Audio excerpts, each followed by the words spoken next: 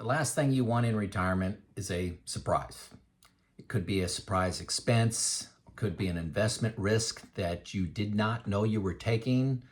You could be getting poor returns that you were expecting because of that risk. You also may have missed the impact of inflation. Perhaps you made a decision to take Social Security automatically at 62 without understanding the consequences of that. Maybe you thought Medicare was free. Maybe you completely missed the impact of taxes on your retirement plan and your control over that because you've always been a W-2 employee getting taxes automatically taken out. My name is Joe. I've been retired over 5 years. I'm telling my story of mistakes, lessons learned, things that worked out well, decisions I've made on my retirement journey to help you perhaps retire 1 year earlier than you thought was possible. And I do get 3, 4, 5 of those messages every day. Keep them coming. They are very inspirational to me to know that these videos that I'm making on my own, by myself, in my office, that they are impacting people. So keep those messages coming. So what surprises did I see in my retirement looking at things from 5 years into retirement? So I'm now retired 5 years, and you walk up to me on the street and say, Joe, what surprises happened to you in retirement? I'm going to go through, I think, how many do I got? I got six surprises. And one of these I know I've never talked about before, but kind of hit me this week. Number one, managing my money and investments takes little time and provides little stress to my retirement living. Pre-retirement, I'm looking at spreadsheets. I had 10 of them, looking at modeling and predicting what was going to happen. I also, under managing money, I don't spend as much time chasing down that last 0.1% of return. I like to simplify things. I don't have, this T-bill, this CD. I'm pretty boring. If I'm getting 5.1% out of a money market fund, I just let that go instead of just chasing things. I've had some luck along the way, very good returns. I retired at the beginning of 2019. So money, I just don't stress it a lot. I have a quarterly process that I've talked about several times before that is really the only time I think about my assets and where I want them positioned. And then I go another 90 days before I think much about it at all.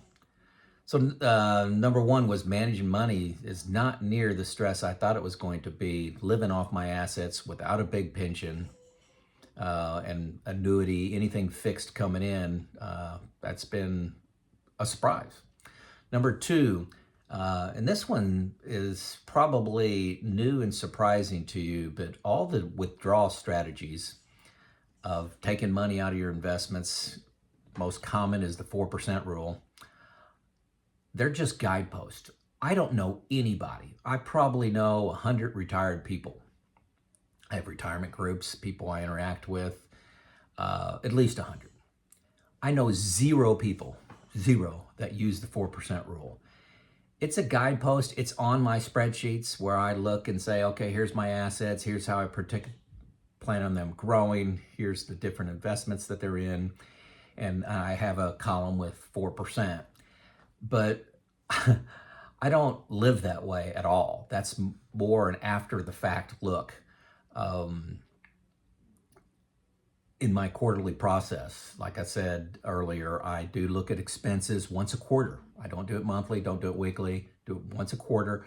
I look at my buckets of money, how much do I want in bucket 1, bucket 2, and bucket 3 once a quarter. I enter all my information into New Retirement and do the Monte Carlo simulations and do the stress testing in New Retirement, a comprehensive software package. And then I estimate my taxes and pay my quarterly taxes. That's my quarterly process. But one of the columns on the spreadsheets for buckets is the 4% rule, just to kind of say, how am I doing versus the 4% rule? But it has nothing to do with how I spend money.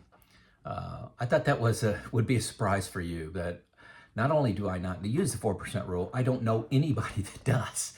Most people do what I do. They track their expenses and then just kind of say, boy, I spent a little bit too much. I spent a little too little um, versus this benchmark, but not much thought besides that. And I know it was very big for me in the planning process for retirement, but insignificant in the act of being retired. Number three, big surprise for me, confidence to spend. That was an issue. I'm getting over that 5 years in, but the problem is, people and I, include myself, was really good at building my assets and building my investments. Really good at living below my means, saving, investing, all that kind of stuff. You know the speech. But spending down that asset is a new skill. Just because you're great at one doesn't mean you'll even be good at the other. I'm a logical person. I use a lot of spreadsheets. I use this comprehensive software package called New Retirement. All this to help me get the confidence to spend, not only, see, my spreadsheets are pretty good, but New Retirement is an independent verification. Creating another spreadsheet by me, the same creator of the spreadsheet, is not going to help. So if I go from 3 spreadsheets to 4 to 5 to 6, I'm still the author of that. Going to a comprehensive software package is really an extra verification that I'm on track. Hopefully that makes sense. I also recognize I don't know what I don't know. It's always easy to miss something obvious when you're juggling all these decisions that are interconnected. When to take Social Security, how much do I need in bucket 1, how much in bucket 2, how much in bucket 3? What should I save for long-term care? Should I have a trust? Should I invest in what year of treasury bills? 1, 2 years, whatever. CDs, should I get 1, 2, 3, 10 years, 3 months, whatever. There's so many decisions and they're easy to look at one at a time, but it's hard to look at them all at the same time and look at the interconnections of them. And recognizing that, 2 solutions that were just huge for me. One, I use this comprehensive software package called New Retirement. First link below for free 2 weeks. That is a supplement, an independent supplement to my current spreadsheets. When I say spreadsheets, I used to have 10, I'm down to 1. So New Retirement's helped me do that too. Also, I have this retirement group, and I've talked about it a lot. Not going alone, having somebody independent look at my plan. They'll say, why are you doing this? You have 2% in for inflation. I've got 3.5, or I've got 4. Why do you think 2 is the right number? So having somebody that's not emotionally connected, didn't create the plan to challenge it, has been huge for me. Every single financial move I make, I run it by my retirement group. There's 2 other people in that group, total of 3 of us. We do intimate sharing of our expenses, our assets, and our investment philosophy and our withdrawal plans. Intimate sharing, they know every single thing about me. Before I make a move, they look at it, they challenge it, they really take the devil's advocate approach, why that's a bad thing to do, and then we kind of debate that a little bit. There's no winner and loser. I get to decide, but that gives me enormous confidence in my plan because I know it's been tested by those guys, and I also use New Retirement as that other additional source of information besides my spreadsheet. So that's what I do to get confidence to spend. It's going to be an issue for you. I can almost promise that. If you don't have a large pension with Social Security on top paying your expenses, this is going to be an issue. Confidence to spend. And don't assume because you're great at saving means you're going to be great at spending down your asset. Now, I do realize a lot of people are having trouble forming a retirement group, and you still don't want to go it alone. So I got a couple solutions that I've been working on for you. Number 1 is Pickle. These are guys, certified financial planner. It's the second link below. They're free. Okay, so if you got a decent plan, you feel good about your plan, you got a question about inflation, what to use, you got a question about how to withdraw money, and in what order, from what location, what asset location, or don't even know what these terms mean, give these guys at Money Pickle a call. Click the link, it takes you to a calendar, mention your topic, they'll match you up for a free call, 45 minutes on your issue, okay? They've promised me they would spend 40 minutes of that answering your question, 5 minutes talking about next steps for you to consider. No high pressure sales. Number 2 option for you is if you do use New Retirement, they have a coaching service to see, hey, are you using the software right? What's a little odd about you? Something you need to research a little bit more. That coaching has a fee with it. It's like $200. So check that out if you're in New Retirement. The third option for you, my financial advisor that's provided for me, his name is Neil. I really like Neil a lot.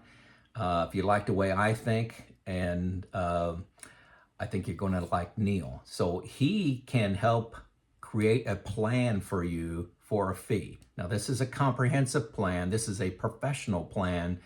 If you're looking for something in the $200-$300 or $1,000 range, don't contact Neil. He's going to give you a high quality plan. He's going to spend hours and hours on putting that together. Somewhere around $3,000, but that's a steal. That's a steal for what you're going to get if you choose to go this alone versus, you know, something like a 1% assets under management. If you got $1 million, that's $10,000 every year. That could be the choice for you. Could be a great choice. If you want to go plan only, give Neil a shot. Give him a call, free call, talk to him. His contact information is below too.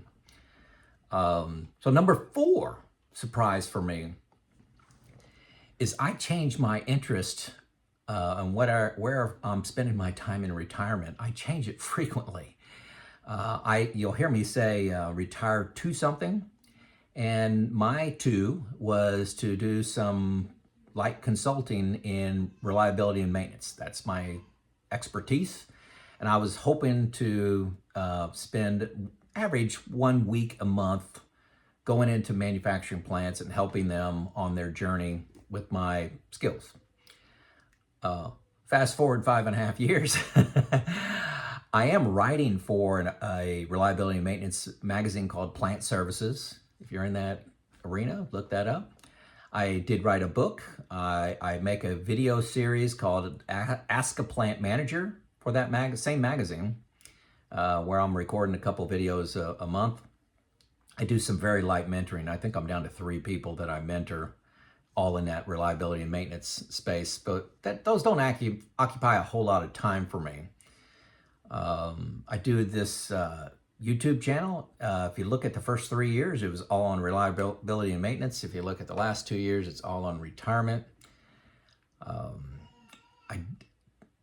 I did do some retirement coaching, kind of for people that just wanted to talk to somebody about their retirement and their retirement plan. I don't do that anymore. That was overwhelming time-wise, and I just had to stop.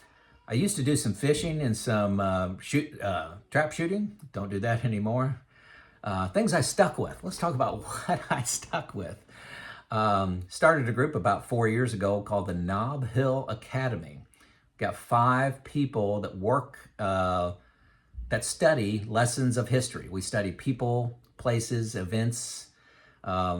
We studied Henry Clay last month. This month, we're studying the Vietnam War. We've studied George Washington, Ben Franklin, the Oregon Trail, Daniel Boone, Socrates. We're all over the place. I love that group. I probably invest 15 hours a month into that topic and that discussion group. I have a Friday retirement group. We get together. These are a group of retirees from the same company I worked for. We talk about whatever we want to talk about.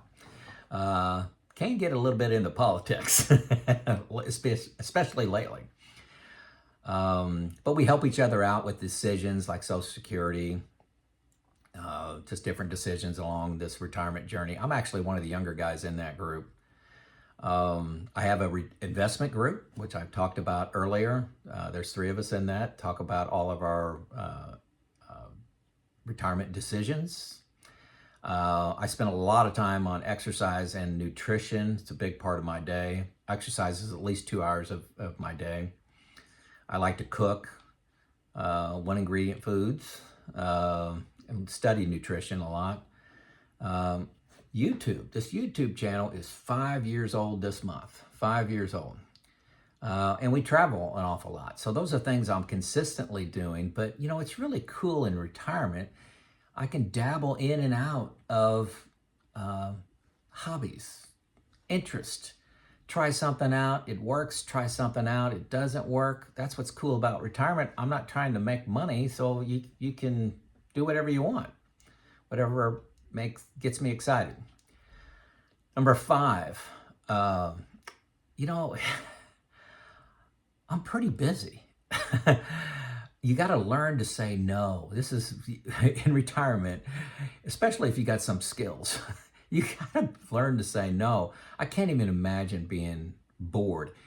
In fact, just in the last week, I stepped down as president of a nonprofit associated with our community parks. I'm vice president, but it's a quarter of the work. I was president for 4 years. And then I'm also taking 6 months off the Habitat paint crew. Those were all-day events, and getting away for the whole day was getting challenging for me and causing me some stress. So I said, hey, I need to take a little step back here. Why? There's a couple things going on, doing a lot of travel, which makes that hard. And the biggest change is that I'm doing some babysitting for my granddaughter. For those that have been watching this channel for a long time, in February, we had some challenges, health challenges with my granddaughter, Everly. And she's doing great. She's very, very healthy, but she's got a little help she needs in a certain area.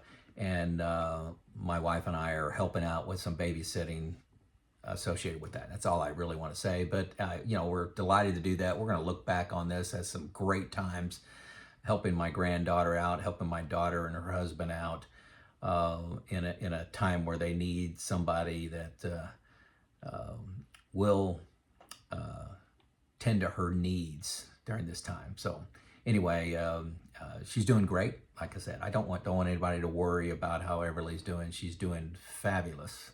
She's in the 90th percentile in her height, 90th percentile in her weight.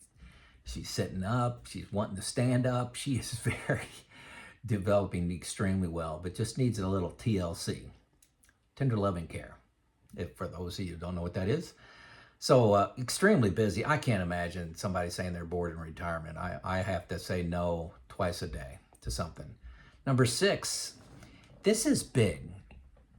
And something I haven't fully grasped, but it is really big. It's competition and judgment of others fades. During my 20s, 30s, 40s, heck, probably even in grade school, high school, and college, you're competing. You're competing for the highest grade, the biggest promotion, the biggest job, the corner office, the best car, the best house. I never got into that, but it's always a little bit of a competition. And once you retire, you've won. And everybody knows you've won. You won the game. And everybody that's in the retirement community welcomes you, and there's no competition. Who's got the nicer car? Who's got the nicer house? Who's got the nicer travel hotel room? Nobody cares. Nobody cares if you're ahead or behind. It really, those markers go away, and it's no longer a race. And you also realize it never was. But that baggage that many people, including myself, bring, like, hey, I've got to do, I've got that promotion over this person, or I live in this subdivision, I bought that car, we went on this trip. That keeping up with the Joneses fades, and you realize it's all in your head. That was a surprise to me. I wasn't expecting that. I guess I could have read a book and told me that, but I think that is a delight in retirement. So looking back over 5 years, those are the surprises that are on my mind here today. Thought you would find that interesting and impactful. Again, leave a comment, especially if you've followed any of my examples that I've given and decided to retire a little bit earlier. I love hearing that, but it's your choice. You decide. It's not a competition. You be you. This is Joe out.